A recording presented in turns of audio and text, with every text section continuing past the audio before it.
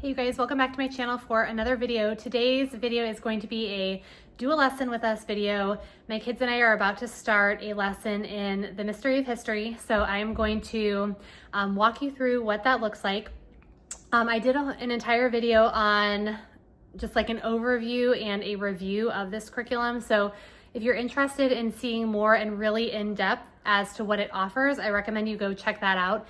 Today is just going to be a sample lesson. And if you haven't been with me or you don't know kind of how we're using it this year, we are using volume 1 and we're going through it pretty quickly.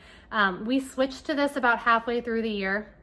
So my goal was to basically read through the book because I wanted to get my kids on track to start level 2 or volume 2 next year, just for purposes for where I wanted them to be when I looked at big picture with our history. So we probably aren't using it as in depth as you could, but I will show you the different options and things for activities that they have. It makes it really easy to use with like in a family setting. If you've got multiple ages of kids, they give a lot of great options for things. So today we're just going to be doing one lesson. We have some notebooking and just a couple of other activities that we will do. And I hope you guys enjoy coming along with us. Okay, so we do our schooling in our kitchen. So all of our stuff for the mystery of history I keep in this little crate here underneath one of our counters. And I have an atlas that we sometimes use. These were both recommended to use with this volume. So I already had this one, but I purchased this one with the curriculum. I have 3 kids that are using this curriculum. My oldest is in 7th grade, and then my twin daughters are in 6th grade. So they're close in age. They're actually 2 years apart in age, but it makes it really easy to kind of use this curriculum. I do have some timeline notebooks that I bought off of Amazon. There are some timeline figures that you can buy that go with this curriculum. These books are not perfect. What I've found is that a lot of the dates and things that are mentioned happen really close together, and so there's not a lot of space in between some of these. So like here, a lot of stuff gets kind of crowded. So we don't use all of the timeline figures. Here's a little creativity right here, trying to fit some things in, but we make it work and do the best we can. These figures are actually from my Father's World curriculum that we started with. And then these ones, like the black and white, these are from the timeline figures that you could purchase to go along with this curriculum. Now you could simply just write things in, and they even have some suggestions for drawing pictures or putting things in your timeline notebooks. And you don't have to have a book. You could just get a blank piece of paper, however you wanted to do your timeline. We also have, I'm gonna get these out. These are, they're stuck together right now, but these are the student notebooks. I did buy a PDF copy of these for each of my kids, and I had them spiral bound. Why is that word hard for me right now? Spiral bound at our local Office Depot. So I've got one of these for each of my kids, and usually with every lesson there's some kind of notebooking activity, and we have been using those. They've been really nice way to just reflect on the lesson. This is my teacher planner. So you can purchase these planning pages. They don't come with the curriculum, but you can purchase the planning pages that break down lessons every week. And I like to have this just to give me an overview of what we should be doing. So if you look at this, this is where we're going to be today. We're going to be on lesson 64. So it tells me the topic, what page in the student reader, and then these are things from the companion guide. So when you purchase any volume of the Mystery of History, it comes with a digital companion guide that will give you all of your activities, all of your extra book readings, everything that you might need to go along with that volume. So here you'll see Y, M, and O. These are different options for younger students, middle students, and older students. So I'm gonna look at those and see what we're going to do. Typically, you can plan ahead for this if you want to. Typically, since we've been going through it kind of quickly, I will open it up the morning of and decide which activity we want to do. So most of the time we do the middle grade. Today, this activity is just listing out the prime numbers, so we'll probably talk about that. We might talk about the Pythagorean theorem too, just because I used to be a math teacher and I really enjoy that type of thing. So, and then it tells you what page those are on in the companion guide. So I have that up on my computer. It's really easy to find. I also have an older volume of the Mystery of History that has these actually printed out in them. So if you can get your hands on an older volume, that can be kind of helpful. I decided we're going to skip the pre-test today. We just are running short on time. And we have an activity that we're going to do from the last lesson that we didn't quite get to. So typically you've got about 3 days a week. It takes us maybe 20 to 30 minutes on history. It really does not take us that long. If we did every single activity, it would of course take longer. But for right now, that's how we're using it. This last day here is kind of an optional review. We will usually pick and choose these activities to go along with the lesson that we do on this day. So there are usually some really good mapping exercises here. This is when you do your timeline figures. These are for like memorizing dates and some important things. We've kind of been skipping that this year. And then there is a quiz. And the quizzes are typically pretty easy. And what I love is that they are cumulative. So they don't just cover things from this week, they cover things from the entire year that we have been studying so far. So it is a great review, and we love doing the quizzes. And this is just a space to keep notes for anything extra that you do. They do have a really comprehensive book list in the companion guide for any other literature or things like that that you want to add on to your lesson. So I keep all these planning sheets in here. Like I said, today we're going to start. I printed this from the companion guide. This is from the last lesson and we just didn't get to it. They have an exercise at the end of every week or so. And this is just a little game. They're calling it Millionaire Multiple Choice, and the kids can earn coins for correct answers. So I think they're going to enjoy those. And you can use your student reader as a lifeline. I'll probably give them one of those lifelines. I don't even think that they've ever seen that show, Who Wants to Be a Millionaire. So if you guys remember that show, that's kind of what they're basing this off of. But that's what we are going to start with. What else is in here? I keep a binder for each of my kids. So for any of the printouts and things, they each have a binder. And then I do have a book for each of my kids. I purchased this copy because when you purchase a copy of the book, you get that companion guide for free.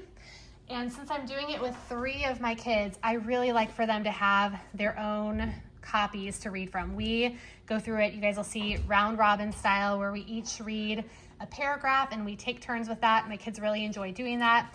I borrowed a book from a friend. This book I found at a local used curriculum library. It does not match up perfectly, but it matches up enough that we've been making do. And then I think this one I borrowed from a friend too. This is that older version that I mentioned to you guys. So this is 2nd edition. The newest copies are 3rd edition.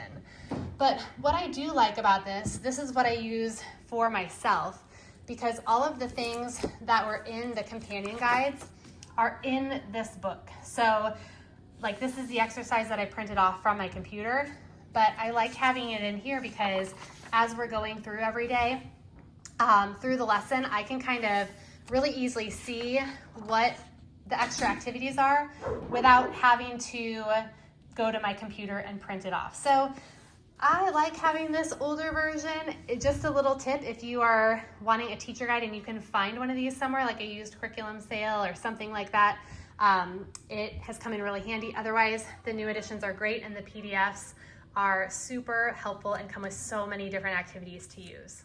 Okay, so here is the game that we're gonna play.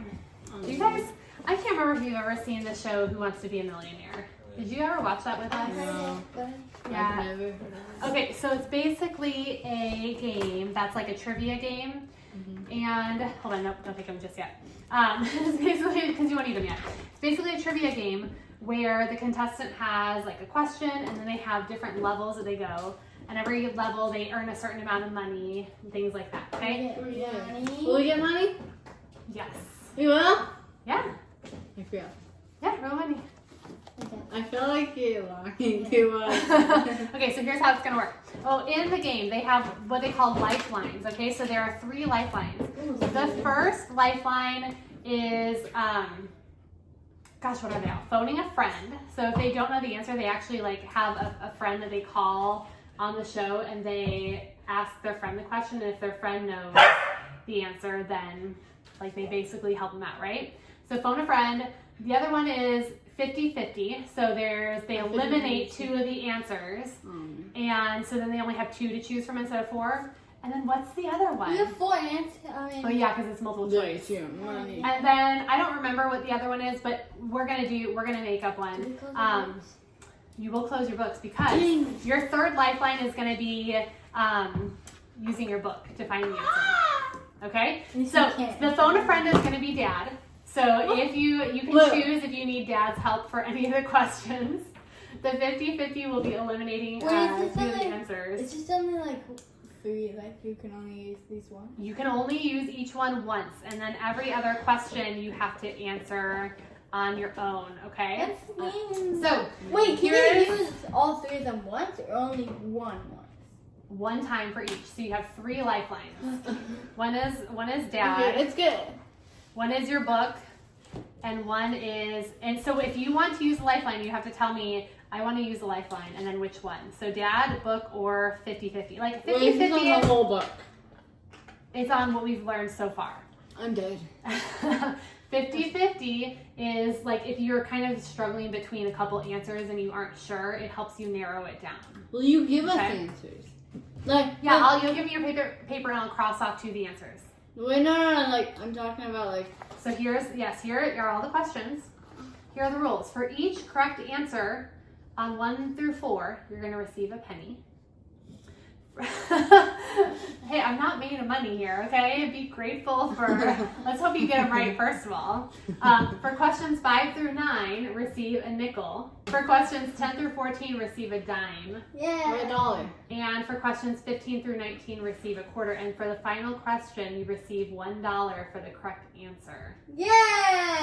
Okay? I think I have enough coins as it is. So close your book unless you're going to use that as your lifeline. No, I'm not. So I would recommend going through and answering the questions that you can for sure, and then making decisions from then what you want to do. Wait, so this isn't like, so we can just fill that one? Yeah, you can get started. Yeah. Can we skip around or do we have to go? You can skip around for sure.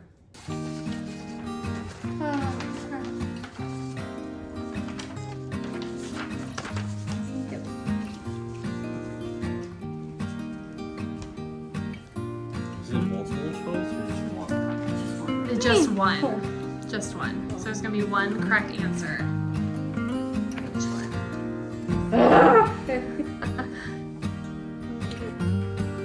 No, I'm saying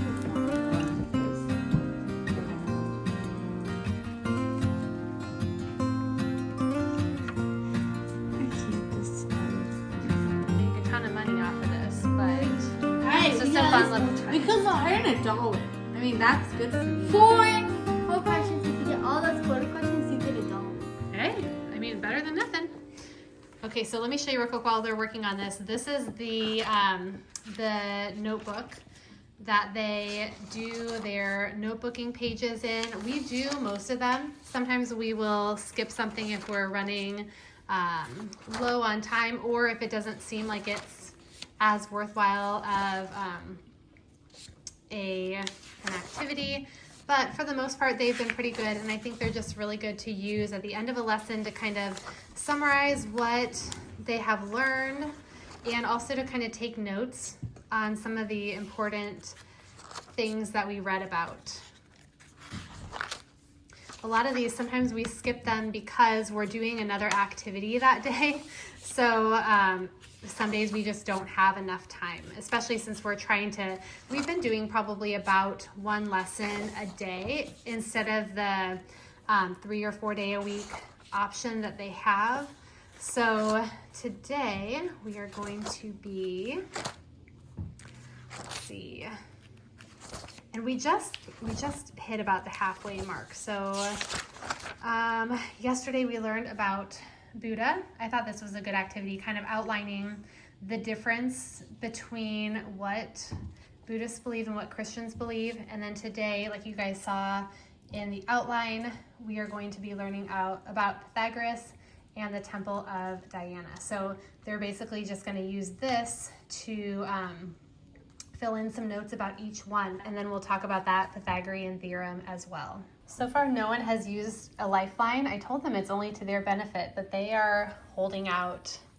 How confident are we feeling? Confident. Oh, okay. Not very. I could have missed one of them.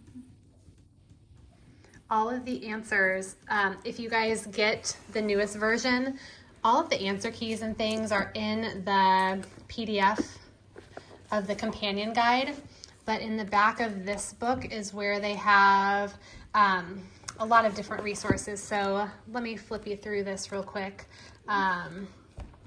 See where this starts.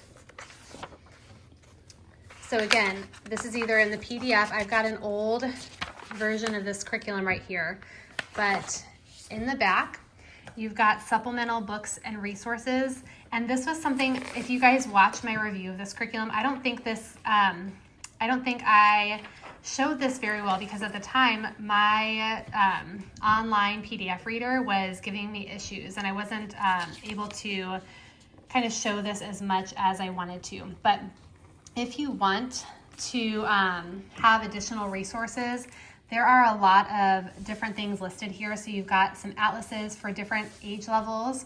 You've got some different Bible resources, historical fiction. And I like how they break it down by the age of the student. So all students versus younger and middle students, middle and older. And then they've even got listed out primary source materials, world history reference books.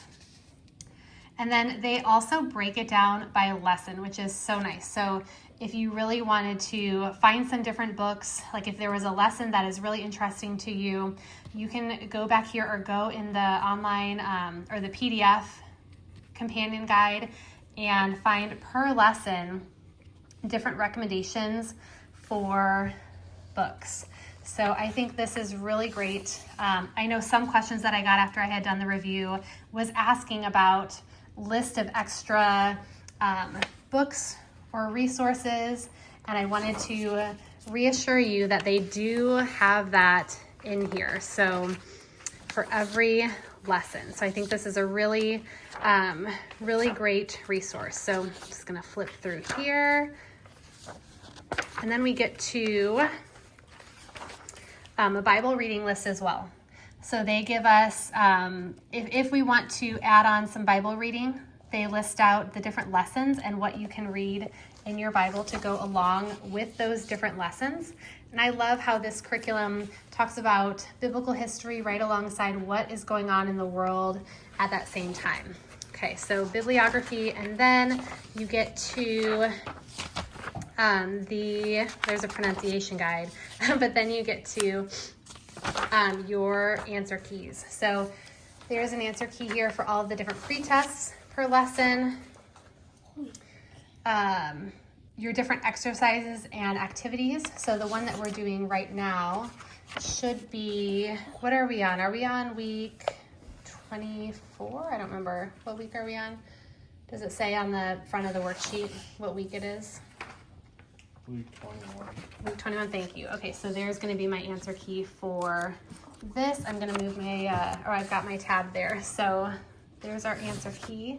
And then they also, I think that, yep, that's it. So then we get to the index. So I'm gonna leave it open right here so we can check these answers in just a minute. I know the stakes are high, but... All right, flip your pages to I'm not sure about the beginning. I'll make sure I didn't But- miss any though. I'm sure and I'm not sure. So if you get it right, put like a check mark or something by it. Oh, you and then we'll don't count put it up at the end, okay? If you don't put anything. Okay, so number 1 is B. Number 2 is C. 3 is B. 4 is B. Are you, okay. 5 is D.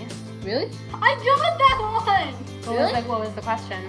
It was King Saul was anointed by the last judge wizard who was, I thought it was Gideon. Mom, Mm. okay, whenever I did the 50-50 on that, Mom erased the most easy answers ever. That's what they usually do in a 50-50. I'm not just gonna erase the It's obvious ones. Okay, so what are we on? 6?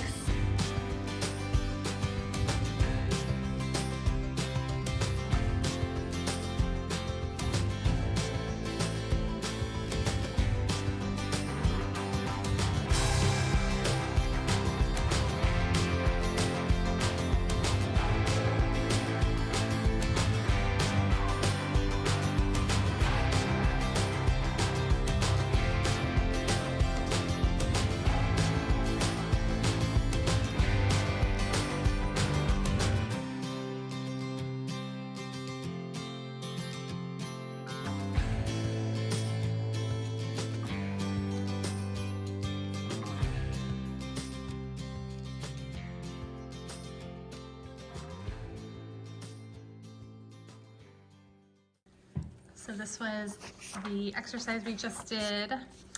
Here's the pretest we are going to skip today. Pretests are usually, bless you, just kind of fun and to see what they know already about the lesson coming up. And then here is the lesson that we're going to do. So not a ton of reading. The Mystery of History volumes do get harder in terms of reading level and length of lessons the further you go in the 4 volumes. So this is just volume 1, so the reading is typically pretty light. And then again, after every lesson, if you want to do an activity, they have options for younger students, middle students, and older students. And then it moves right into the next lesson. Grab your books and open to lesson 64. Pythagoras and the Temple of Artemis. Well, Artemis or Diana. So, does yours say Diana or Artemis? So it's Diana. Yeah, so the older versions say Diana, Artemis, newer version. Same person, okay? So, yeah, it's water. All right, go ahead and start. Start us off.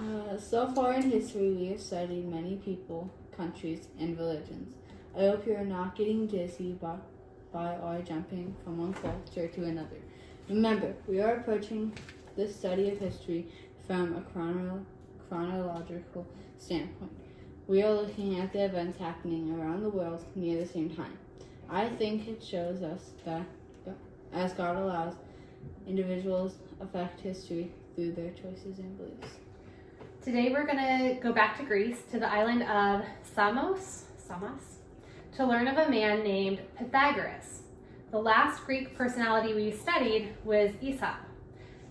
I hope you haven't forgotten Homer, the first Olympics, or the rise of Athens and Sparta. All of these are a build-up to understanding the ancient Greek world, which still influences us today. We don't have a great deal of information on the life of Pythagoras because none of his original writings exist. What we know of him is a mix of fact and legend. Nonetheless, Pythagoras is a man will remember for a mathematical discovery that bears his name. Have you ever heard of the Pythagorean theorem? It is a famous idea in geometry about triangles. I won't try to explain it here, just trust me that it was important. And older studies can examine it more closely in your activity. Which we will. We'll talk about it a little bit. Some believe that Pythagoras also helped people understand odd, even, and prime numbers. Do you know the lower prime numbers? Those are like 11, that have no factors except the number itself and the number 1. In the field of astronomy, Pythagoras believed the world was round. That was a big deal 500 years before Christ. It was more than 1,000 years before people agreed that the earth wasn't flat. And it was some of the pupils of Pythagoras who later thought that the earth might revolve around the sun. Needless to say, Pythagoras and his students were very smart and way ahead of their time.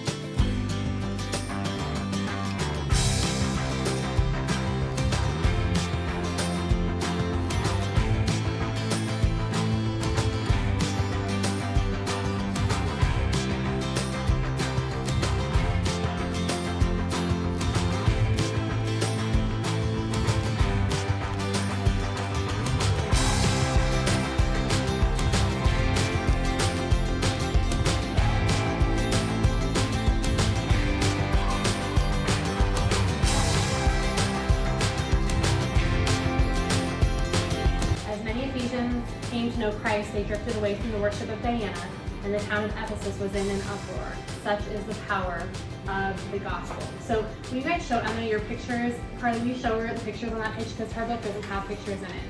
And then I was curious about... Oh, Mom, look. Not go right there. It says people are interested in studies. She doesn't look interested. Yeah, but so there's a picture of the Temple of Artemis. And then this right here talks a little bit about the Pythagorean theorem. So he discovered this, that it's something that has to do with right triangles. So if you guys look at that picture there, flip the page on, of that triangle at the top. So what is a right angle? You guys remember what a right angle is? So how many degrees is a right angle? 90 degrees. So what the theorem basically states is if you take the length of any side triangle, like let's pretend, let me draw it up here real quick. So if I have a right triangle, and what would be, how they have it drawn there with the blocks, what would be the length of that side? So the length would be 4 on the bottom. So if that's 4, and the length, the height of that triangle, so the yellow part, so up here, that'd be 3.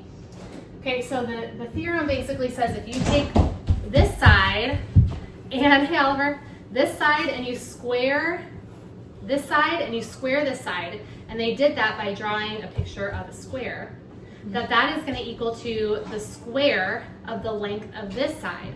So if I take 4 and I square it, squaring it just means multiplying it by itself, and really you're actually like thinking about it as a square. If you take 4 squared, what is 4 times 4? 16, right? So if you guys see there, you've got 4, 8, 12, 16 there. That's why they call it squaring it, because you've got 4 times 4, which is 16. So if you have 16, so this side squared, so 4 squared is 16. And if I add that to this side squared, well, this is 3. What is 3 squared? 9. So if I make a square out of that, I've got 9. Well, 4 squared plus 3 squared, what is 16 plus 9? 25. So it says this is equal to whatever side this is squared. Well, if x squared is 25, what would x be? Well, What would that length have to be? Would have to be 5, okay? So this length would equal 5. oh, because this But what they're plus saying- this, when it's squared, equals this whole thing. The big Right. square. So and they're showing this by a really good visual, because it's showing it drawn out as a square, and it's showing you how that would be 5 squared if you actually take those other pieces and it'll fit on that side. And isn't that cool that like that's something that's true for any right triangle that you have, and it just goes to show how God has structured things and how he's a God of order, and how that wouldn't be true.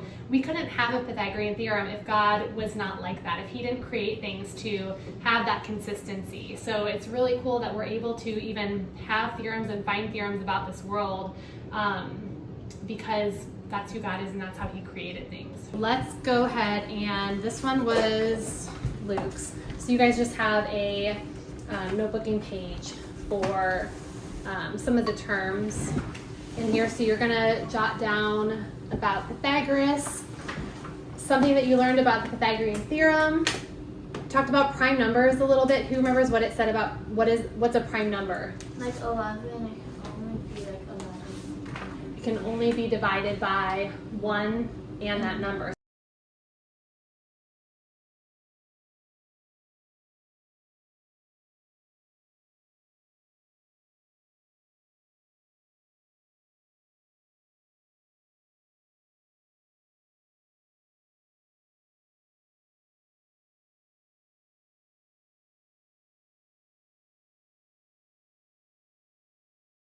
All right, you guys, thank you for joining us today on our lesson in the mystery of history.